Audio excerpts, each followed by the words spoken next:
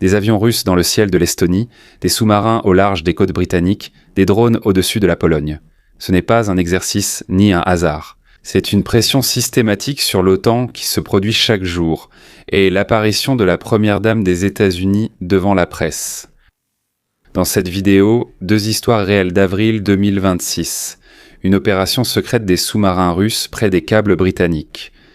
Une vague de violations de l'espace aérien dans toute l'Europe de l'Est. Et soudainement, sans consulter son mari, Mélanie a appelé de façon inattendue à un procès public dans l'affaire Epstein. Quels sont les objectifs de Moscou et où se situe la ligne que l'OTAN ne lui permettra pas de franchir? Quels sont les objectifs de Melania et jusqu'où Donald l'autorisera-t-il à aller? Mais commençons par Poutine. Quels sont ses objectifs au large des côtes anglaises et dans l'espace aérien estonien? Et qu'est-ce qui changera dans la politique de la Russie quand cela le dérange? Qu'est-ce qui changera? Un fantôme dans le ciel, une ombre sous l'eau. Avril 2026. Alors que le monde entier suit les événements au Moyen-Orient, l'Iran, Israël, les négociations, les menaces, elles, sont ailleurs. Loin au nord, une histoire se déroule dont on parle à peine. Sous les eaux froides de l'Atlantique Nord, des sous-marins russes se déplaçaient. Au-dessus de l'Estonie, de la Pologne et de la Roumanie, des avions et des drones russes apparaissaient. Les forces britanniques, norvégiennes et de l'OTAN restaient en alerte. Ils surveillaient, comptaient, faisaient des rapports. Aujourd'hui, je vais vous raconter 2 histoires différentes. L'une se passe dans le ciel, l'autre à la Maison-Blanche. L'essentiel est le suivant. La Russie teste l'OTAN de façon systématique, effrontée et calculée. Mais ce que fait Melania, nous ne le savons pas. Alors, commençons par le ciel. Le ciel. De 2022 à 2024, les avions et drones russes ont violé l'espace aérien des pays de l'OTAN de 4 à 6 fois par an. Cela était perçu comme un arrière-plan désagréable mais contrôlable de la guerre en Ukraine, une coïncidence et un coup. Et puis est arrivée l'année 2025. 18 violations confirmées en une seule année. 3 fois plus qu'en 2024. Plus de la moitié des incidents en une seule année sur 4 ans de guerre. Ce n'est plus un hasard, c'est une politique. Le 11 septembre 2025 retenez cette date. Plus de 24 drones russes sont entrés dans l'espace aérien polonais. Pendant 7 heures, des F-16 polonais et des F-35 néerlandais les ont interceptés, 4 ont été abattus. Les batteries Patriot allemandes en Pologne ont été placées en alerte. Quelques jours après, ce fut le tour de la Roumanie. Le drone kamikaze, Gérant 2 de fabrication iranienne, a survolé l'espace aérien roumain pendant près d'1 heure. 2 F-16 l'ont escorté jusqu'à ce qu'il parte de lui-même. Et enfin, l'Estonie. 3 chasseurs russes MiG-31 sont entrés dans l'espace aérien estonien pendant 12 minutes. Cela peut sembler peu. 12 minutes, c'est très long. Sans avertissement, sans excuse. L'Estonie a invoqué, pour la première fois dans l'histoire de l'Alliance, l'article 4. Le mécanisme de consultation d'urgence de l'OTAN. Cela intervient avant l'article 5. Qu'est-ce que la Russie cherche à obtenir? D'abord, le renseignement. Chaque vol de drone apporte des données sur la réactivité de l'OTAN, les systèmes de détection, les faiblesses, ensuite l'épuisement. Chaque interception coûte de l'argent, du carburant, des nerfs, cela épuise. Troisièmement, tester la volonté. Si personne n'abat, cela veut dire qu'on peut continuer. Si on peut continuer dans le ciel, on peut essayer aussi sous l'eau, par exemple. L'OTAN a lancé l'opération Eastern Sentry. Les Typhoons britanniques volent déjà au-dessus de la Pologne. Donald Trump a déclaré publiquement que les pays de l'OTAN sont obligés d'abattre les avions russes qui violent leur espace aérien. Le Kremlin a qualifié cette déclaration d'irresponsable. Eh bien, passons maintenant sous l'eau.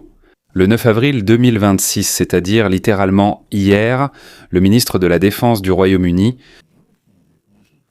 il a raconté qu'il y a quelques semaines, les militaires britanniques ont détecté un sous-marin d'attaque russe dans les eaux internationales au nord de la Grande-Bretagne. On pourrait croire qu'un sous-marin en eau internationale est légal, mais les Britanniques ont eu des soupçons.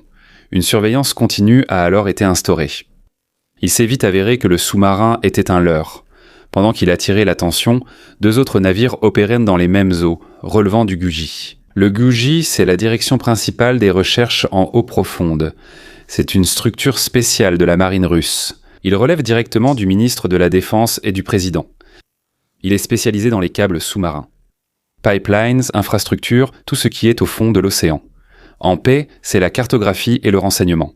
En guerre, il s'agit de sabotage. Les navires du Gouji transportent à leur bord des mini-sous-marins, silencieux, avec une signature magnétique minimale. Ils peuvent descendre à des profondeurs importantes. Et ils peuvent installer des dispositifs d'écoute sur les câbles, ou les préparer à être détruits. Kili a dit clairement, l'opération a été menée sous couvert de la crise au Moyen-Orient. Poutine pensait que l'Occident détournerait le regard, mais cette fois, cela n'a pas fonctionné. Peut-être que ça a marché ailleurs, sur quelque chose qu'on ignore. La frégate Saint-Alban, un pétrolier de soutien, des hélicoptères Merlin, des avions P-8 avec des bouées hydroacoustiques, tout cela accompagnait les navires russes. La Norvège a également participé. Le sous-marin est finalement retourné en Russie. Les navires de Gugi, ils sont restés dans la zone un moment, mais ensuite ils sont partis aussi. Parallèlement, du 29 mars au 7 avril, la Royal Navy a mené une opération de 10 jours dans la Manche et la mer du Nord. Donc le HMS Somerset, le HMS Mercy, des hélicoptères Wildcat. Ils ont escorté une frégate russe des navires de débarquement, le sous-marin de classe Kilo Krasnodar, qui a traversé le détroit. Au cours des 2 dernières années, l'activité des navires de guerre russes dans les eaux britanniques a augmenté de 30%, mais qu'est-ce qu'ils cherchent ? Ils cherchent des câbles sous-marins. Plus de 99% du trafic Internet mondial et des appels internationaux passent par eux. Couper, c'est isoler. Pas besoin de bombes ni de missiles. Silencieusement, en profondeur, la Russie ne déclare pas la guerre, elle agit dans le ciel et sous l'eau. On la laisse passer. La question n'est pas ce que fait la Russie, mais où se situe la ligne que l'OTAN ne laissera pas franchir. Et s'il y a même une telle ligne ? Sur le papier, la partie européenne de l'OTAN paraît impressionnante. Le Royaume-Uni et la France sont les seuls alliés hors États-Unis à détenir des armes nucléaires. La France possède 4 sous-marins à missiles balistiques. La Grande-Bretagne possède 10 sous-marins, dont 4 sont équipés d'ogives nucléaires. Les armées conventionnelles de l'Allemagne, de la France et de la Pologne sont puissantes. La Pologne renforce son armée plus vite que tout autre pays d'Europe. Sur le papier, la puissance militaire européenne de l'OTAN équivaut à celle de la Russie. Cependant, cette impression est trompeuse, mesdames et messieurs. La position de défense actuelle de l'OTAN dépend de manière critique des États-Unis dans 4 domaines. Le renseignement et la surveillance, le déploiement stratégique des troupes, le commandement et le contrôle. Et surtout que la dissuasion nucléaire élargie. Les États-Unis fournissent environ 70% du potentiel militaire de l'Alliance selon des indicateurs clés. Technologie avancée, moyens stratégiques, force de déploiement rapide. La Grande-Bretagne aime qualifier son potentiel nucléaire d'indépendant, mais il ne l'est absolument pas, affirment les experts. Les États baltes restent extrêmement difficiles à défendre, surtout sans le soutien militaire des États-Unis. La Russie pourrait y lancer une opération non pour conquérir, mais pour tester la détermination de l'OTAN et provoquer son effondrement. Au sommet de la Haye, en 2025, les Alliés se sont mis d'accord sur 5% du PIB d'ici 2035. On verra bien si c'est l'âne ou l'empereur qui mourra d'abord. Chez eux, seuls 3,5% sont dédiés au noyau de la défense.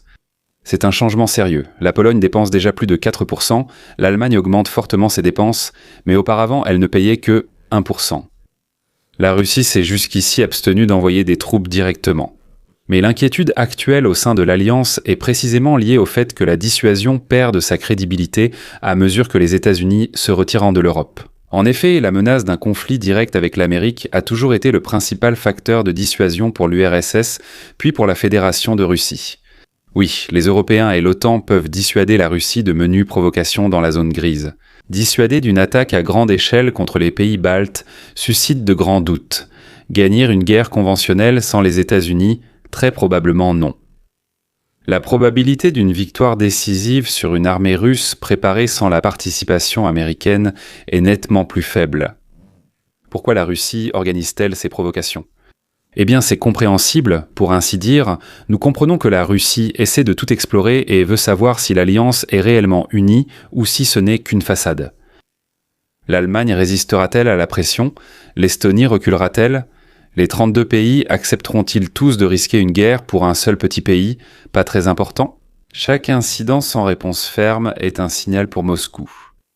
Et si nous allions un peu plus loin, chaque interception coûte à l'OTAN de l'argent, du carburant, des hommes, des nerfs. Si la Russie provoque simultanément en Baltique, en Pologne, en Roumanie et sous l'eau près de la Grande-Bretagne, cela oblige l'Alliance à disperser ses ressources et à réagir en permanence, au lieu d'agir de manière productive. Autrement dit, la Russie impose le rythme. Si l'on viole l'espace aérien assez souvent, cela cesse d'être un scandale. Cela devient une routine. Et qu'est-ce qui est devenu une routine ? Eh bien, ce n'est plus une ligne rouge. La Russie déplace progressivement la limite de ce qui est acceptable, sans déclarer la guerre. La Russie ne souhaite sans doute pas affronter directement l'OTAN, mais cherche à obtenir les bénéfices d'une telle guerre sans la mener. La Russie souhaite une sphère d'influence, des États tampons entre elle et l'Occident, et des garanties que l'Ukraine, la Géorgie et la Moldavie n'entreront jamais dans l'OTAN. Reconnaître le veto de la Russie sur la sécurité post-soviétique revient à un Yalta II, un nouveau partage de l'Europe. L'OTAN fait obstacle précisément parce que son existence et son élargissement détruisent cette sphère d'influence. La Russie a observé la situation en Ukraine. 4 ans de guerre, des centaines de milliers de pertes, économie sanctionnée et isolement technologique, même sans l'OTAN. Une guerre contre l'Alliance au complet, c'est une toute autre échelle. Le PIB de l'OTAN combiné est 20 fois supérieur à celui de la Russie. Une guerre conventionnelle, c'est une défaite pour Moscou. Les options nucléaires, c'est la destruction mutuelle. Ça n'atteint aucun objectif rationnel. Alors pourquoi ces provocations ? Parce qu'il existe un espace entre la paix et la guerre. Et dans cet espace, la Russie se sent à l'aise. Violation de l'espace aérien, sous-marin, pose de mines, sabotage, attaque contre les infrastructures, cyberattaque. Tout cela exerce une pression, mais ne franchit pas la ligne. Le but, c'est de forcer l'OTAN à négocier. Montrez que nous pouvons vous rendre la vie très désagréable sans déclencher de guerre. Donc, il vaut mieux négocier à nos conditions. La guerre est le dernier recours, pas le premier. Mais plus les provocations persistent sans réponse, plus le risque augmente que quelqu'un à Moscou décide que le moment est venu. Et que demande-t-il ? Que se passera-t-il sans Poutine ? Les négociations sur l'Ukraine seront plus simples, car son successeur n'aura pas d'enjeu personnel dans cette guerre. Un gel du conflit est possible, la rhétorique sera plus modérée. Certaines sanctions pourraient être levées contre des gestes. La Russie ne rendra pas la Crimée volontairement et ne renoncera pas à l'arme nucléaire et n'entrera pas dans l'OTAN. Elle ne deviendra pas une démocratie libérale en 5 ans. Le réflexe impérial dépasse une seule personne. Après Staline, Khrouchtchev est arrivé. Il y a eu le dégel, mais la guerre froide a continué. Après Brejnev, quelques années plus tard, Gorbatchev est arrivé, et le système s'est effondré. Mais cela a pris des décennies, et c'était une coïncidence unique de personnalité, de moments et de circonstances. Le départ de Poutine est une condition nécessaire, mais pas suffisante.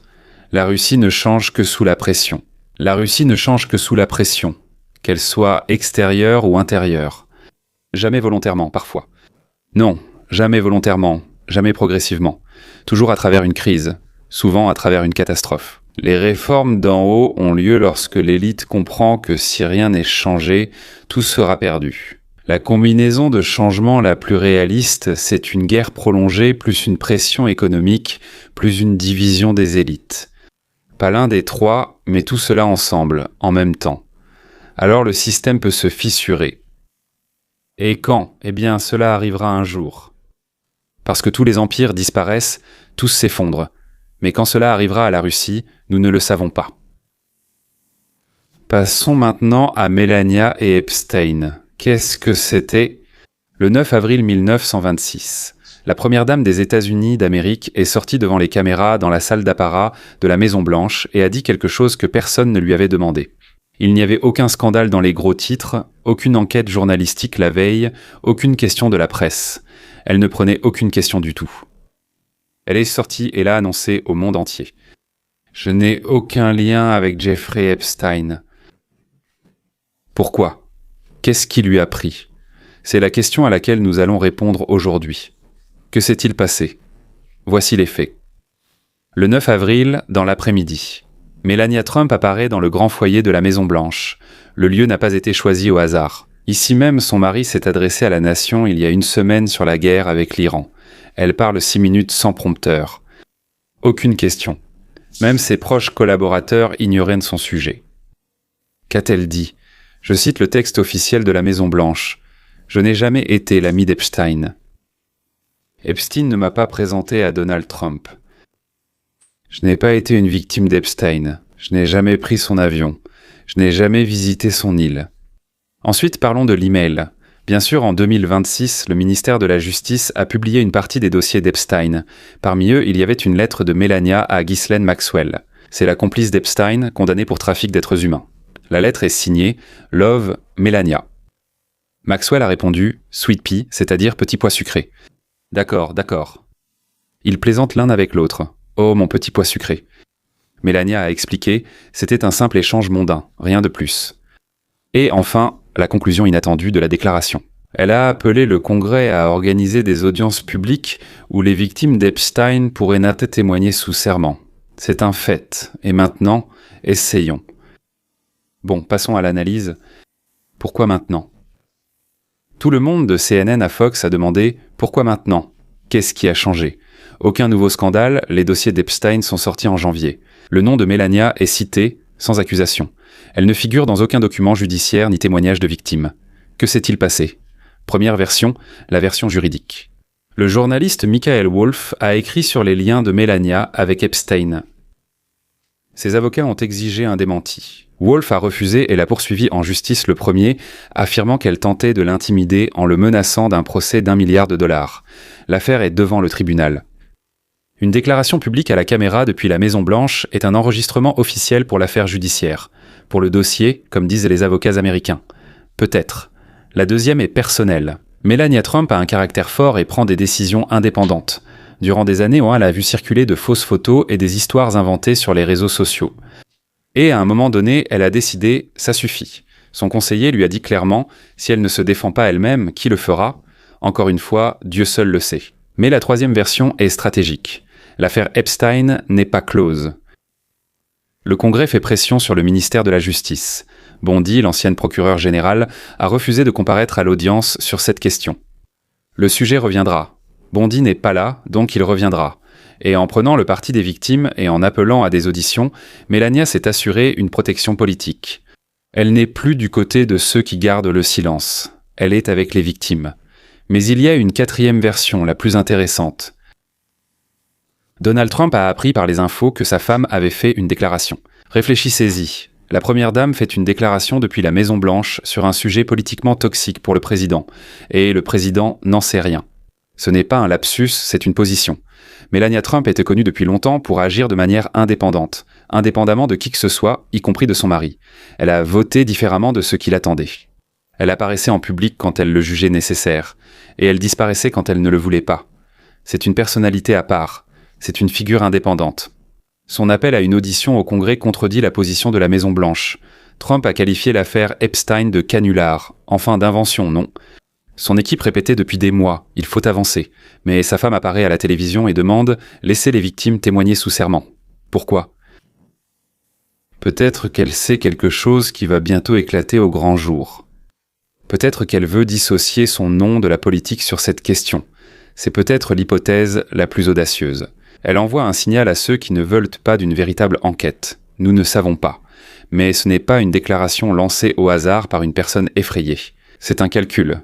Et maintenant, qu'est-ce qui s'est passé à la suite de cette déclaration ? Premièrement, le sujet Epstein, qui commençait à s'estomper, est revenu à la une. CNN l'a écrit clairement. Elle a ramené le sujet dans l'espace public, dans le débat public. Deuxièmement, les démocrates au Congrès ont aussitôt soutenu l'appel à des auditions. Le député Robert Garcia a déclaré « Nous sommes d'accord avec la première dame, que la commission de surveillance organise une audition sans délai. » Les républicains non plus n'ont pas protesté publiquement. Troisièmement, les victimes d'Epstein qui ont survécu ont soudainement critiqué cette déclaration. Elles ont dit que cela faisait peser le fardeau sur les victimes, qui ont déjà fait preuve d'un immense courage, au lieu d'exiger des actions du FBI, du ministère de la Justice, etc.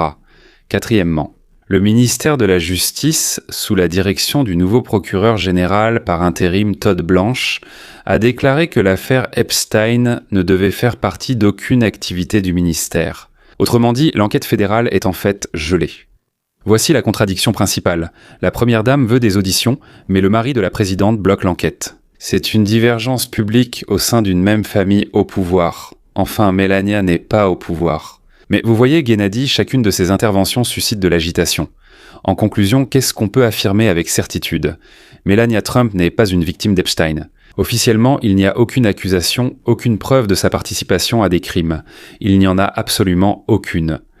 Sa déclaration personnelle, indépendante et politiquement courageuse, allait à l'encontre de la position de la Maison-Blanche depuis laquelle elle parlait. Mais cela a soulevé une question qui ne disparaîtra pas. Qui d'autre était proche d'Epstein et savait? Pas Melania. D'autres. L'affaire Epstein n'est pas l'histoire d'un seul homme. C'est l'histoire de la façon dont le pouvoir, l'argent et l'impunité fonctionnent ensemble. Sur la façon dont ceux qui devaient protéger se sont tus. Sur la façon dont le système protège les siens. Melania a dit « Donner aux victimes la possibilité d'être entendues par la justice ».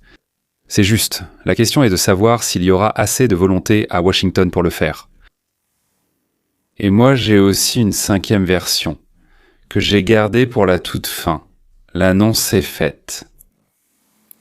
Conformément à un accord avec Donald James Trump. Qu'apparemment cela ne vient pas de lui. L'histoire n'est pas encore terminée, ni avec Poutine, ni avec Melania. C'était Léon Weinstein. À la prochaine.